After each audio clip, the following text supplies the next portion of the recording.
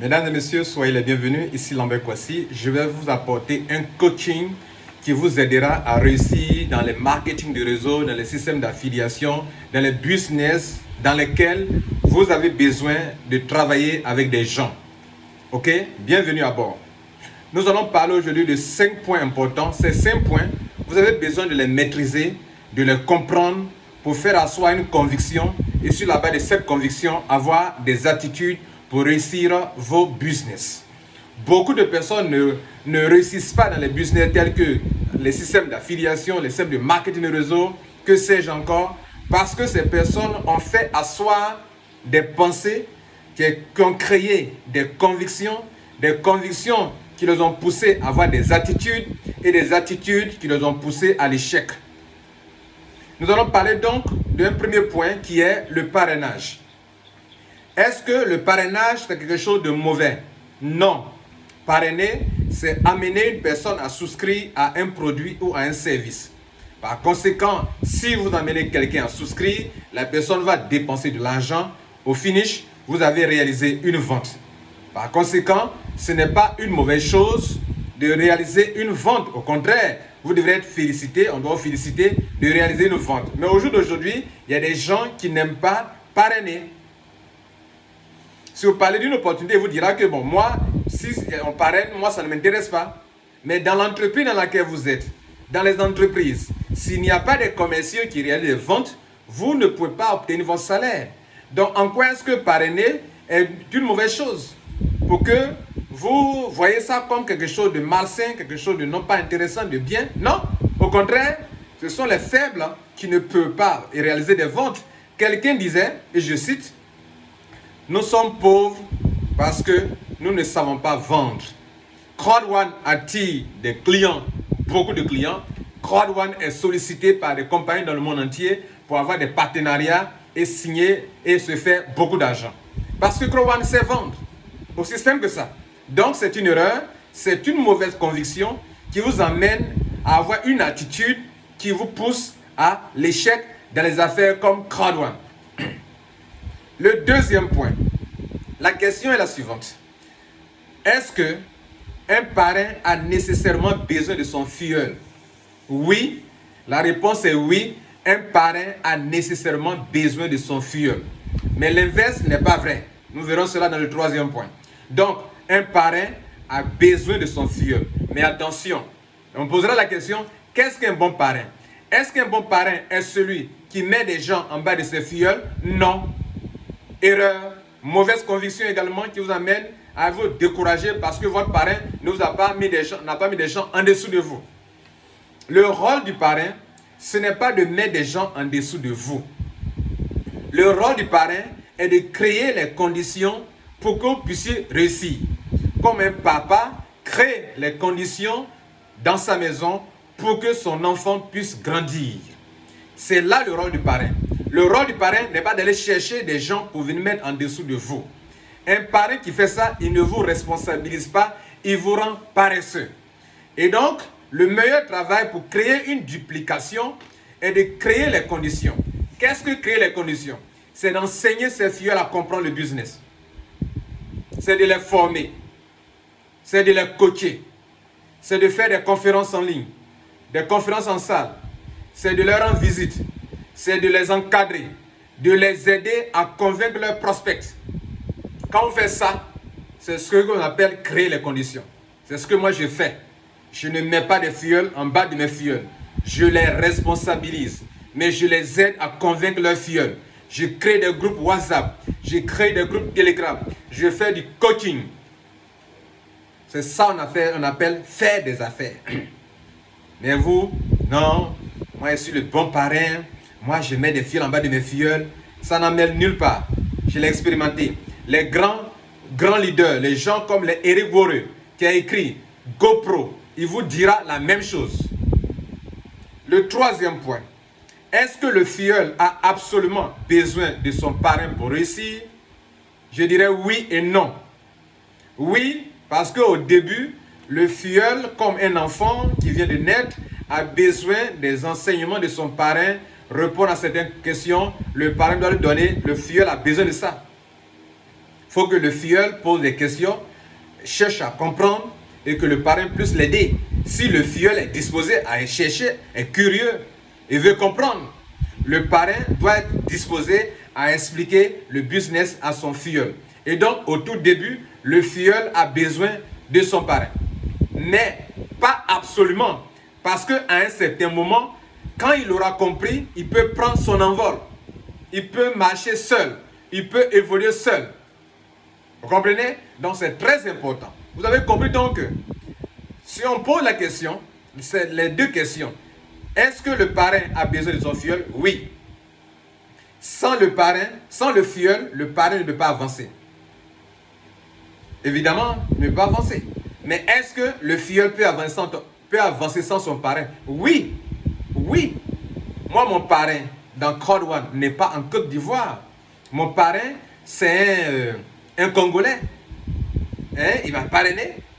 Je lui ai posé les premières questions. Il m'a informé, il m'a renseigné, il m'a informé, il m'a aidé à comprendre. Et quand j'ai compris, je suis parti. Il n'est pas lui qui fait que j'avance aujourd'hui. Quand j'ai besoin de lui, je peux le solliciter pour des questions, des réponses. Mais je ne dis pas que bon, comme il m'a parrainé et qu'il ne vient pas mettre des gens en dessous de moi, moi je ne fais pas le business. Non, moi je peux avancer. Je suis responsable de mon succès. Si j'échoue, c'est moi. Si je réussis, c'est moi. C'est comme des enfants qu'on met au monde et qui passent tout le temps à accuser leurs parents. C'est à cause des parents qui n'ont pas réussi. Bill Gates vous dira, la deuxième personne la plus riche au monde, Bill Gates vous dira que si tu es né pauvre, ce n'est pas de ta faute. Mais si tu meurs pauvre, c'est de ta faute. C'est la même chose. On te met dans un réseau. On doit t'aider au début, c'est vrai. Le parrain se doit de te mettre sur les rails. Mais le parrain n'est pas là pour mettre des filles en dessous de toi. Non, moi, fais là. Mes parrains ne m'aident pas, ne font pas ceci, ils ne mettent pas des gens en dessous de moi, tu te plains. Tu as la mauvaise compréhension du business et tu as la mauvaise attitude. Tu ne peux pas réussir avec ça. La quatrième question pour notre coaching, en marketing, relationnel ou en affiliation, est la chose suivante. Est la question suivante. Faut-il être premier dans un business tel que Crowd One, tel que le marketing de réseau pour réussir? La réponse est non. On reconnaît cependant que être premier dans un réseau, ça peut vous porter fruit. Ça peut vous aider. C'est un avantage. Mais ce n'est pas parce que vous êtes premier que vous allez réussir nécessairement. Vous pouvez être premier et ne pas réussir. Quelqu'un peut venir après et réussir. Donc être premier, ce n'est pas la condition sine qua non pour réussir. Parce qu'il y a des gens qui se disent, ils vous demandent, telle affaire, c'est arrivé, ça fait combien d'années? Si vous dites que ça fait 2 ans, non, c'est déjà vieux, ça ne m'intéresse pas. Non, ce n'est pas parce que l'affaire a mis 1 an, 2 ans, que vous ne pouvez plus réussir là-dedans. Ce n'est pas parce que forcément vous êtes les premiers que vous allez réussir dedans. À un moment, il y a des gens qui ont voulu me parrainer dans des affaires et parce qu'ils ne sont pas parrainés dans ces affaires, ils m'ont taxé comme une personne qui, lorsqu'elle n'est pas la première personne qui rentre, elle ne rentre pas en dessous des gens. C'était une erreur. C'est une fausseté que plusieurs personnes ont dit des calomnies me concernant. Et je vais vous donner des exemples. En Côte d'Ivoire, voici des réseaux que j'ai faits jusqu'à présent. J'ai fait la première affaire, s'appelle Power Club. D'ailleurs, c'était pyramidal. Je n'étais pas le premier en Côte d'Ivoire, mais je suis devenu le meilleur qui gagnait beaucoup d'argent en Côte d'Ivoire. Power Club. Après, quand je me suis rendu compte que c'est pyramidal, j'ai arrêté. L'affaire continuait, j'ai arrêté. La deuxième affaire s'appelle Club Freedom. Club Freedom, là oui, j'étais la première personne en Côte d'Ivoire et j'étais le meilleur. Après, il y a une autre affaire qu'on appelle Green Valley. Green Valley, c'était un réseau marketing de produits, c'est des Chinois. Je n'étais pas parmi les meilleurs, je n'étais pas le premier, mais quand j'ai entendu parler de Green Valley, que je me suis engagé, j'ai été parmi les meilleurs. Après, ils ont fermé, ok? Les Chinois, ils sont partis. Une autre affaire, quatrième affaire, je crois. Comment on appelle? Power Club, Club Freedom, Green Valley. Après, quatrième affaire, ça s'appelle Trevo, 2011. Pendant que je rentrais, les gens ont commencé leur affaire. 3 mois après, 4 mois après, je suis rentré dans Trevo. Je n'étais pas le premier Ivoirien qui a commencé Trevo. Des gens ont commencé leur affaire avant moi. Je suis rentré, je suis devenu le meilleur à Trevo. 4e business. Vous comprenez? 5e business. Après Trevo, j'ai commencé une affaire qui a mal tourné, qu'on appelait MDiet. Les gens ont commencé MDiet en Côte d'Ivoire. 2 ans après, j'ai été informé. J'ai cru que c'était une bonne affaire. Je m'étais engagé. Je me suis cassé la figure. Mais bien avant cela, que je me casse la figure, le temps que quand je croyais que c'était un bon business, j'ai développé sérieusement. Mon réseau est parti en un temps record. Et j'ai pu avoir plus de 3 millions dans MDiet. Vous comprenez? Pourquoi? Parce que j'ai pris au sérieux. Je n'étais pas le premier en Côte d'Ivoire. 5. Jusqu'à présent, dans les 5 là, il n'y a qu'un seul business où j'étais le premier en Côte d'Ivoire. 6e business, Crowd One. Les gens ont commencé Crowd One depuis le début d'année 2019. Je n'étais pas parmi les premiers. Ce n'est même pas un Ivoirien qui m'a informé. D'ailleurs, beaucoup d'Ivoiriens d'autres ne m'ont pas informé, certains leaders. Quand je leur ai demandé, mais pourquoi on ne m'a pas informé? Ils disent non, il paraît que toi, quand tu es premier, c'est là que tu développes. Quand on te parraine, tu ne développes pas. Erreur. Je suis rentré en bas de ce Congolais, Dev, à qui je dis un bon merci, un grand merci, et j'ai commencé à développer. Je suis rentré en septembre, mais les gens ont commencé, septembre 2019, mais les gens ont commencé en début d'année 2019. Je n'étais pas au courant. Ils ne m'ont pas informé. D'autres croient que, comme d'autres leaders m'ont dit, toi, quand c'est pas, tu n'es pas premier, tu ne fais pas. Mais après, ils se sont rendus compte que c'est du mensonge. Bref, pour vous dire que ce n'est pas parce que dans les 6 entreprises citées là, c'est une seule entreprise qui était le premier, le pionnier en Côte d'Ivoire. Les autres, les gens commencent, on m'informe, je viens, je dépasse même ceux qui ont envoyé leur affaire en Côte d'Ivoire et je suis parmi les meilleurs. Soit je suis parmi les meilleurs dans le pays, soit je suis le premier, le top. Pas parce que mon but c'est de dépasser des gens, non, je ne suis pas en concurrence avec qui que ce soit, je suis en concurrence avec moi-même. Mais j'estime qu'un business, soit je le fais, soit je ne le fais pas. Et quand je veux faire, je fais. Donc, pourvu que vous soyez dedans, même si vous êtes rentré 2 ans après, vous devrez développer votre business sérieusement. Que le parrain vous aide, vous en foutez. Qui ne vous aide pas, vous en foutez. Vous rentrez, vous développez votre affaire. Voilà la façon dont moi je comprends les business tels que Crowd One, tels que autre business qui viendra encore. Et encore, même s'il doit faire dans une affaire demain, les gens qui rentrent, qu'ils commencent 2 ans, je m'en fous. Si ça me convainc et que je rentre, je mets ma machine en place et je deviens parmi les meilleurs de ceux qui se font beaucoup d'argent dans le pays. Voilà comment il fonctionne. Mais ne commettez pas l'erreur de chercher toujours à être parmi les premiers. Et comme vous n'êtes pas parmi les premiers, ça ne vous intéresse pas. C'est une erreur, c'est une mauvaise attitude qui vous amène à échouer ou à ne pas profiter des meilleures opportunités comme Crowd One. Donc toi, tu peux rentrer encore dans Crowd One aujourd'hui, te faire beaucoup d'argent. C'est impossible. Parce que ce n'est pas pyramidal. Mais attention, ce sont les affaires pyramidales, là oui, il n'y a que les premiers qui peuvent se faire beaucoup d'argent, beaucoup d'argent. Ceux qui viennent après ne peuvent pas se faire beaucoup d'argent. Vous comprenez?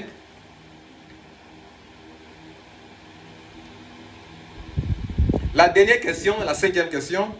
Faut-il s'inscrire dans beaucoup de MLM pour avoir beaucoup d'argent? La réponse aussi est oui et non. Oui, si vous inscrivez, c'est dans différents domaines d'activité ou dans différents produits. Je donne un exemple. Moi, je suis à Jeunesse Globale. C'est un business de réseau marketing, complément alimentaire. Je ne peux donc pas aller m'inscrire dans un autre réseau marketing de complément alimentaire. C'est comme si je créais de la concurrence au sein de mon business. Je ne le fais pas. Cependant, je peux avoir une autre source de revenus, telle que Croix-Rouane, qui n'est pas du marketing de réseau, qui est du système d'affiliation et plus encore, qui est dans les produits digitaux. Oui, là, je peux le faire. Si demain, il y a une entreprise qui vient, qui n'a rien à voir avec Croix-Rouane et qui est dans un domaine, par exemple, le e-commerce, comme Amazon, où il y a une plateforme de vente de produits, et comme il dit que M. Kwasi, dans ce e-commerce, tu peux te faire de l'argent, et que j'estime que je peux, je le fais. Mais avoir plusieurs sources de revenus ne veut pas dire se disperser dans beaucoup de réseaux marketing, et au finish, vous ne faites rien en profondeur. Or, mesdames et messieurs, dans le marketing de réseau, la chose la plus importante, ce n'est pas le fait d'avoir plusieurs MLM, mais le fait de développer un seul en profondeur, où il y a des milliers de membres. C'est là qui donne des millions. Or, beaucoup d'Africains n'arrivent pas à développer un réseau sur 1 an, 2 ans, 3 ans. Non. À peine 6 mois, ils changent. À peine 3 mois, ils changent. Mais 2 mois, 3 mois, c'est encore superficiel. Ton réseau est au niveau 2, au niveau 3. Il n'y a même pas encore 5000 personnes dans ton réseau. Or, pour que tu puisses avoir des millions par mois, il faut aider des milliers de personnes dans ton réseau. Or, pour avoir des milliers de personnes, il faut avoir du temps. Autre chose, une affaire peut venir, elle peut être bonne. Un leader comme moi, je peux t'en parler.